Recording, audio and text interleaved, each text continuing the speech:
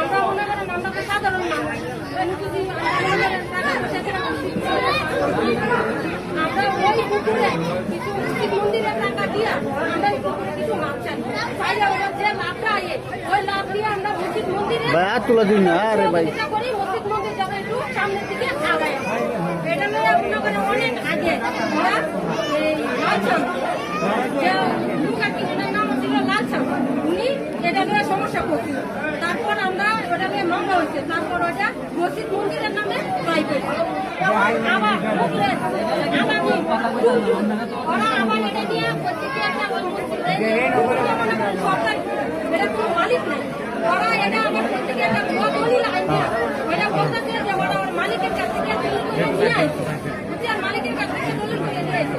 আমরা তো কোনো মালিক দেখি না, তারা আমাদের কোনো মালিক দেখি না। ওই পুকুরটা আমাদের হিন্দু মুসলমান আমরা সবারই দরকার।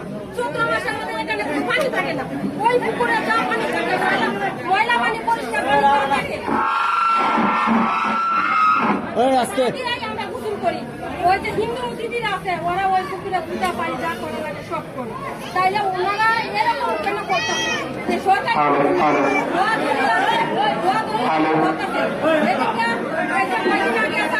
আইনা লুকাইলো আয়া আমরা মসজিদ মন্দিরে মাছ চাচ্ছি, ওই মাছ ওনারা উড়াই নিয়ে গেছে। আবার মহিলা একজন বিপুল ডাক্তার উনা বলছে আর কি যে স্যার ওটা তো মসজিদ মন্দিরের অনেক দিন ধরে উনারে গ্রেপ্তার করছে, টুলটুলে বলে কি যে ওরা গ্রেপ্তার করুন, স্যারে উনাদের সাথে সাথে গ্রেপ্তার করছে। গ্রেপ্তার করে উনার একজন বাস্তি মানে ক্লাস 2 এ পড়ে আর কি, ও স্যারের পায়ে ধরে কান্নাকানি করতেছে কি যে স্যার আমার যেটুকু সাইডে দেন। তারপরে কি করছে ওই দারোগা স্যার মহিলার সাথে খারাপ আচার আচরণ করছে। কেন উনারা তো আইনের মুখ, উনার কাছ থেকে যদি আমরা এরকম খারাপ আচরণ পাই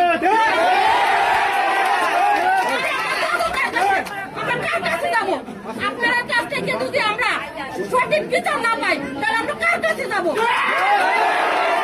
আমাদের সাথে এরকম ব্যবহার কেন করবে? কিসের জন্য করবে? উনাদের কি মা বোন নাই? উনারা আমাদের সাথে এই খারাপ ব্যবহার কিসের জন্য?